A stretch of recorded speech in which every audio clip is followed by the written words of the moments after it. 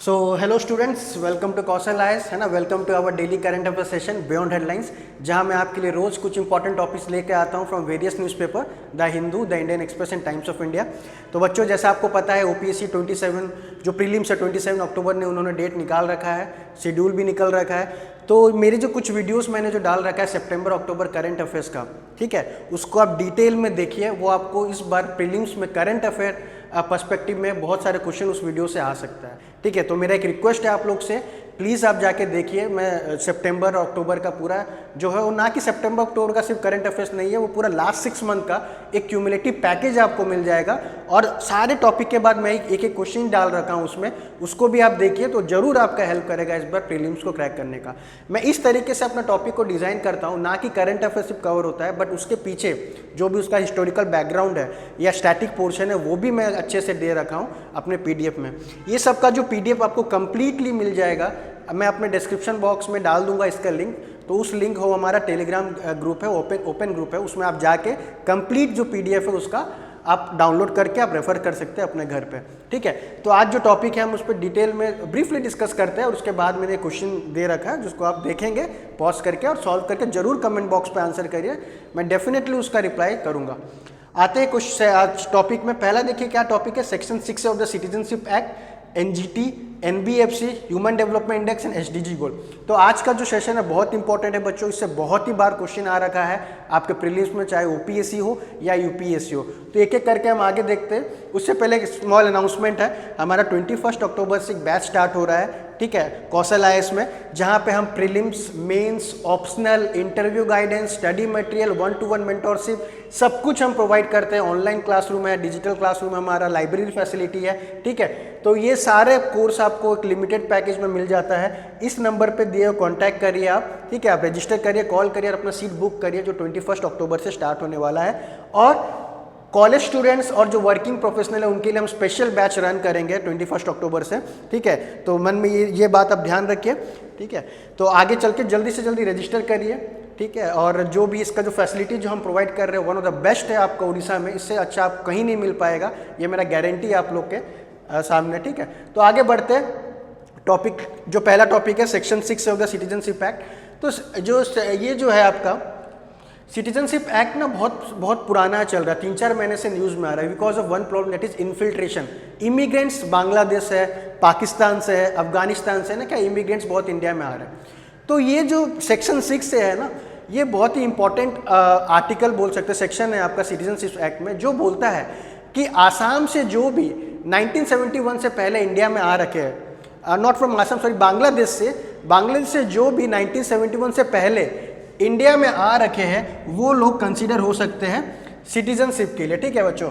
जैसे जो बांग्लादेश, एक कट ऑफ डेट है बांग्लादेश, ठीक है, बांग्लादेश से जो कोई भी इंडिया में बिफोर 1971 आ रखे हैं, ठीक है, वो लोग एनआरसी मतलब ये इंडियन सिटीजन के लिए अप्लाई कर सकते हैं। उसके बाद 1971 के बाद से जो आए वो लोग एलिजिबल नहीं है इंडियन सिटीजनशिप को पाने के लिए। ये जो ईयर है, ये जो ईयर डिसाइड हुआ था हमारा एक आसाम पीस अकॉर्ड, ठीक है, आसाम पीस अकॉर्ड में ये डिसाइड हुआ था ये ईयर, ठीक है। जो कट ऑफ डेट है 1971 का, आसाम पीस अकॉर्ड हुआ था 1971 में, जिनको उस अकॉर्ड में ये कहा गया था कि जो भी 1971 से पहले आए हैं आसाम में से, बांग्लादेश से, वो लोग इंडिया के सिटीजन्स के लिए अप्लाई कर सकते हैं। और इसी सेक्शन को लोगों ने बहुत अपोज किया था, बट फाइनली सुप्रीम कोर्ट ने इसको अपहेल्ड कर दिया और अलाउ कर दिया कि ठीक है, जो भी इमिग्रेंट्स है बांग्लादेश से जो आसाम में आ रखे हैं बिफोर 1971 वो लोग इंडियन सिटीजन्स के लिए हकदार है, ठीक है। इसलिए बहुत इंपॉर्टेंट सेक्शन आपका है, section 6 of the citizenship act. देखिए यहाँ पर लिखा है, constitution bench gives the ruling in a 4:1 majority that the sections people from Bangladesh who arrived in Assam prior to 1966, ठीक है, इसमें कंफ्यूज मत हो गया, तो 1966 है, बट आसाम पीस अकॉर्ड क्या आपको बोला था 1971, ठीक है। तो 1971 लेटेस्ट डेट है जो कंसीडर करेंगे आप। तो उसके बाद उसके पहले से जो भी आ रखे आसाम में उनको इंडियन सिटीजनशिप दिया जाएगा। जैसे यहाँ पे मैंने दे रखा है, देखो, from January between January 1 1966 and March 25 1971, इस बीच में जो भी आ रखे या 1971 से जो भी पहले आ रखे उनको इंडियन सिटीजनशिप दे दिया जाएगा, ठीक है। Very important. इसके रिलेटेड और एक चीज़ हम पढ़ते हैं बच्चों, ठीक है, एनआरसी एक पढ़ा जाता है, नेशनल रजिस्टर सिटीजन, ठीक है। अभी recently national register of citizen recently Assam में हुआ था, ठीक है, जहाँ पे जो भी इंडियन सिटीजन है, ठीक है, उसका हम लोग डेटा ले रहे हैं, ठीक है, और जो भी जिनके पास प्रॉपर डॉक्यूमेंट नहीं, जैसे आधार कार्ड नहीं है, इलेक्ट्रिसिटी बिल नहीं है, रेसिडेंस प्रूफ नहीं है, उनको हम इससे बाहर कर रहे हैं, ठीक। तो ये एक्सरसाइज हुआ था पहली बार, फर्स्ट टाइम एक्सरसाइज हुआ था national register of citizen, Assam में हुआ था। अभी फिलहाल और कोई स्टेट में हुआ नहीं है, बट सारा यूनियन जो होम मिनिस्टर है वो सारा स्टेट में सेंसस से पहले प्रिपेयर करने को चाह रहा है, ये एक्सरसाइज हर स्टेट में करने को चाह रहा है। तो एनआरसी भी आपके लिए इंपॉर्टेंट होगा, ठीक है, जो अभी तक सिर्फ आसाम में हुआ है। एंड नो डाउट आसाम में कोर्ट तो इंपॉर्टेंट है ही, और ये सेक्शन 6A का जो जजमेंट आ गया है, it is in the news, और ये सेक्शन 6A को सुप्रीम कोर्ट ने अपहेल्ड कर दिया, इट इज़ वैलिड, ठीक है। एक क्वेश्चन मैंने आपको दिया, इसको वीडियो पॉज करके आप देखिए, इसको कमेंट बॉक्स में जरूर आंसर करिए, मैं चेक करूंगा, ठीक है। फिर आते हैं नेशनल ग्रीन ट्रिब्यूनल, ठीक है। ये भी देखो, अब दिवाली का सीजन आ रहा है ना, पटाखे टाके बहुत जलेंगे, तो पटाखा जलाने से क्या एक प्रॉब्लम आता है, एयर पॉल्यूशन, ठीक है। अब जब इस मौसम में, जब अक्टूबर से दिसंबर तक के मौसम में एयर पॉल्यूशन का जो लेवल है बहुत बढ़ जाता है, ठीक है, because of atmospheric pressure, because of wind change जो होता है ना, बिकॉज ऑफ जो फॉग, तो एयर पॉल्यूशन ज़्यादा हो जाता है। तो अभी आपको एनजीटी बहुत न्यूज़ में देखने को मिलेगा। तो नेशनल ग्रीन ट्रिब्यूनल बच्चों क्या है ना, ये एक स्टैट्यूटरी बॉडी है जो 2010 में एस्टेब्लिश हुआ था to look for the environment, ठीक है। जो भी एनवायरनमेंट है, क्लाइमेट चेंज है, जो भी पॉल्यूशन जैसे बढ़ जा रहा है, ठीक है, तो उसको ये एक ट्रिब्यूनल क्या होता है बच्चे, कोर्ट होता है, ठीक है। तो वो जजमेंट देगा या जो फाइन इम्पोज कर सकता है वायलेटर्स पे जो पॉल्यूशन क्रिएट कर रहे हैं, है ना, या फिर किसी को सम्मन कर सकता है, रीजन किसी पर्सन को बुला सकता है। तो ये जो कोर्ट है, ये ट्रिब्यूनल है, एस का जो पावर है सेम एज सिविल कोर्ट है, ठीक है। जिस तरह के सिविल कोर्ट अपना जजमेंट देता है, वायलेटर्स को फाइन करता है, पेनल्टी लेता है, सेम ये भी एनजीटी स्पेसिफिकली जो एनवायरमेंटल कंसर्न या एनवायरमेंटल प्रोजेक्ट्स के लिए इसको बनाया गया था 2010 में, सिर्फ और सिर्फ एनवायरमेंट रिलेटेड ही केसेस ये हियर करता है और पेनल्टी इंपोज करने का पावर रखता है। तो जैसा मैंने कहा कि ये 2010 में एस्टेब्लिश हुआ था अंडर एनजीटी एक्ट। तो ये भी बहुत बार पूछ रखा है कि एनजीटी को ना कॉन्स्टिट्यूशनल बॉडी बोलते हैं, नहीं, NGT is a statutory body. क्यों? Because it has been established under NGT act 2010। क्यों? For the effective and expeditious disposal of cases that are related to protection and conservation of environment, ठीक है। जो भी cases pending है, जो भी cases related to environment है या फिर प्रोटेक्शन कंजर्वेशन ऑफ एनवायरनमेंट है, वही केसेस इसको हियर करता है। अलग से इसलिए बनाया गया ताकि फास्ट ट्रैक सुनवाई हो पाए उसका, ठीक है, स्पीडी जस्टिस मिल पाए, स्पीडी डिस्पोजल ऑफ केसेस हो पाए, और स्पेसिफिक केसेस ही ये हियर करता है। नेक्स्ट इसका कॉम्पोजिशन आपका बहुत इंपॉर्टेंट है। कॉम्पोजिशन में कौन रहता है? एक चेयरपर्सन रहेगा, जुडिशियल मेंबर्स रहेंगे और एक्सपर्ट मेंबर्स रहेंगे, ठीक है। नॉट मोर देन 10 मेंबर्स, ठीक है, नॉट मोर देन 10, जो भी है 10 से ज़्यादा मेंबर्स नहीं रहेंगे। चेयरपर्सन रिसेंट जैसा कि हालांकि देखा जाता है इसमें रिटायर्ड चीफ जस्टिस या रिटायर्ड जज ऑफ द सुप्रीम कोर्ट को ही लिया जाता है मोस्टली। ऐसा कुछ रूल नहीं है, बट ऐसा कन्वेंशन अभी फॉलो करते हैं लोग, ठीक है। आगे बढ़ते हैं कि इसका ज्यूरिडिक्शन, ये भी इंपॉर्टेंट है, एनजीटी का ज्यूरिडिक्शन कहाँ कहाँ तक है। तो इसमें देखिए आपका एनजीटी का जो ज्यूरिडिक्शन है सिर्फ यही सब लॉ में आपको मिलेगा, ठीक है। Water act, forest act, air act, environment protection act 1986, public liability insurance act, biological diversity, ये 6 एक्ट तक की जो भी है रिलेटेड टू जो भी क्राइम होता है related to under this act 6 act, उसी में ये जजमेंट दे पाएगा। अदर देन दिस एक्ट इसके पास पावर नहीं। जैसे फॉर एग्जांपल आप देख सकते हैं वाइल्ड लाइफ प्रोटेक्शन पे वाइल्ड लाइफ प्रोटेक्शन एक्ट 1972, जैसे ये इंपॉर्टेंट है, ये भी आपका एनवायरनमेंट है, वाइल्ड लाइफ रिलेटेड है, बट इसके अगेंस्ट जो केसेस होता है जैसे पोचिंग हो गया, हंटिंग हो गया, उस पर एनजीटी अपना ज्यूरिडिक्शन, अपना पावर या फिर पनिशमेंट नहीं दे सकता है, ठीक है। तो ये एक्सेप्शन है, इसको आप याद रखिएगा। वाइल्ड लाइफ प्रोटेक्शन एक्ट 1972 ये आपका एनजीटी के अंडर नहीं आएगा, ठीक है। बाकी सब आ जाएगा जो भी रिलेटेड है एनवायरनमेंट का। तो ये मैं क्वेश्चन आपके लिए दे रखा हूँ, उसको आप सॉल्व करिए, है ना, कमेंट बॉक्स पे आंसर करिए। फिर जो थर्ड टॉपिक आते हैं हम NBFC, non banking financial corporation, ठीक है।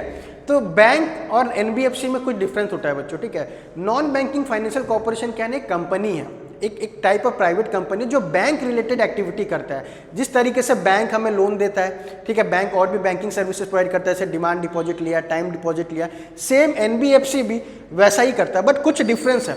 जैसे डिफरेंस मैंने बहुत अच्छा से बता रखा है यहाँ पे, देखो बच्चों क्या होता है। Bank, normal schedule commercial bank और एनबीएफसी में क्या डिफरेंस है? पहले देखो डिपॉजिट्स में, ठीक है। पहला तो हम आते हैं इसके डिपॉजिट्स में।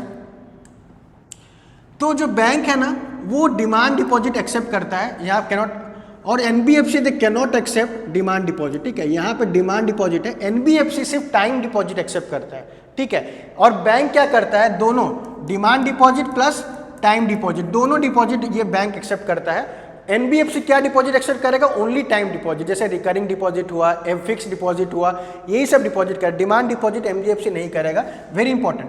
प्लस जो बैंक है ना, it forms the part of payment system, जो पेमेंट सेटलमेंट सिस्टम है बैंक, उसका role is a crucial part. NBFC is not a part of payment system in India.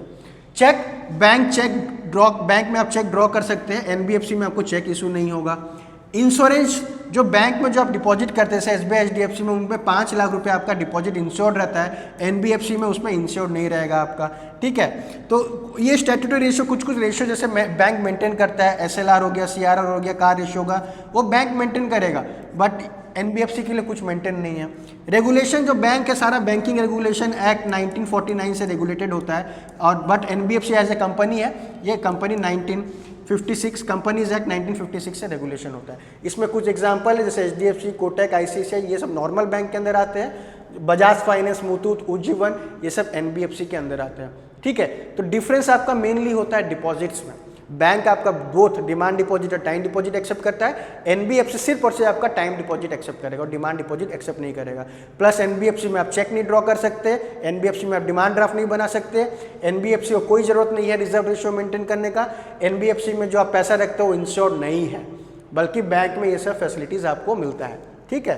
तो ये डिफरेंस ही आपका बहुत इंपॉर्टेंट है, जो आता है हर बार क्वेश्चन में, तो मैंने डिफरेंस अच्छे से दे रखा है, ठीक है। आप इसको देखिए, समझिए, यहाँ पे देखिए, यहाँ पे पीडीएफ आपको मिल जाएगा, इसको आप नोट्स बना सकते हैं। इसमें ये देखो, पहला जो है कंपनीज एक्ट 1956 में ये रजिस्टर होता है, नॉर्मल बैंक इसमें होता है, बैंकिंग रेगुलेशन एक्ट 1949 में, ठीक है।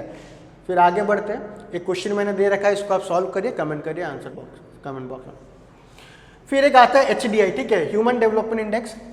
तो ये एचडीआई भी बहुत बार न्यूज़ में आता है रिसेंट। ये जो एचडीआई रिपोर्ट है वो UNDP, united nation development programme, ये रिलीज करता है। एचडीआर रिपोर्ट इसलिए आपका इंपॉर्टेंट है, जो एचडीआर है, ठीक है, ह्यूमन डेवलपमेंट रिपोर्ट, ये रिलीज करता है, पहला तो इस टाइप से क्वेश्चन आएगा, तो रिलीज करता है यूएनडीपी।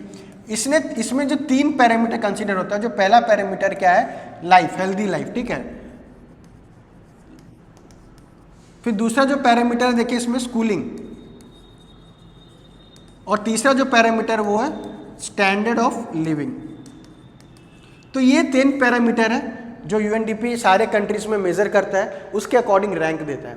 तो जैसा अभी निकल रखा है, ये 3 पैरामीटर इंडिया में, जैसे हेल्थ का कंडीशन कैसा है, हेल्थ सारे पब्लिक लोग हेल्दी इंश्योर्ड है कि नहीं, माल न्यूट्रिशन है, ओबेसिटी है, स्टंटिंग है, वेस्ट, सारा चीज़ मॉनिटर करेंगे। स्कूलिंग मीन्स कितने जो इंडिया में जो पॉपुलेशन है या कोई भी कंट्री के, कितने लोग पढ़े लिखे हैं, कितने लोग कब तक पढ़ते हैं, कोई क्लास 9 तक पढ़ा है या कोई 12 किया, कोई ग्रेजुएट हुआ है, वो सब देखेंगे। Standard of living, per capita income देखा जाएगा, दिन में कितना खर्च करते हैं वो देखा जाएगा, ठीक है।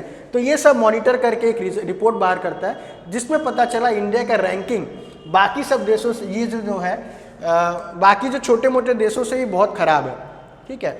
जैसे देखो यहाँ पे, देखो यहाँ पे जो इंडिया का एचडीआई वैल्यू है 0.644, इसमें देखिए ये जानने की जरूरी है आपको, in this report some the India's neighbouring country have better HDI rank, जैसे मलेशिया, थाईलैंड, बांग्लादेश, श्रीलंका, ये सब छोटा छोटा, भूटान, अच्छा इंडिया काफ़ी छोटे कंट्री है, काफ़ी कम जीडीपी इंडिया से, बट इनका रैंकिंग एचडीआई में बहुत अच्छा है। तो इंडिया के लिए कंसर्न है, इंडिया को और भी ह्यूमन कैपिटल पे इन्वेस्ट करना पड़ेगा, हेल्थ पे इन्वेस्ट करना पड़ेगा, एजुकेशन पे इन्वेस्ट करना पड़ेगा, स्टैंडर्ड ऑफ लिविंग पे इन्वेस्ट करना पड़ेगा, तभी जाके हम इन सारे कंट्रीज से ऊपर आ पाएंगे, ठीक है। तो बहुत इंपॉर्टेंट है एचडीआई, ह्यूमन डेवलपमेंट इंडेक्स या ह्यूमन डेवलपमेंट रिपोर्ट, जो कि यूएनडीपी रिलीज करता है। ये मैंने क्वेश्चन आपको दे रखा है, इसको आप कमेंट करिए और करिए, ठीक है। और लास्ट और इम्पॉर्टेंट टॉपिक है एसडीजी गोल, ठीक है, सस्टेनेबल डेवलपमेंट गोल। इससे हर एक साल यूपीएससी या ओपीएससी प्रीलिम्स में क्वेश्चन पड़ता है। ये जो कुछ एसडीजी गोल, क्या कुछ 17 गोल्स हैं, ठीक है, जो कि बाई 2030 हमें अटेन करना है। तो ये मैच द फॉलोइंग में आपको पूछता है, एसडीजी 1 क्या है, एसडीजी 2 क्या है। जैसे इस तरह से देख रहे हैं, SDG 1 relates with no poverty, SDG 2 है जीरो हंगर, एसडीजी 3 है good health and life, similarly SDG 10 होता है रिड्यूस इनइक्वालिटी। डायरेक्ट क्वेश्चन आता है मैच द फॉलोइंग।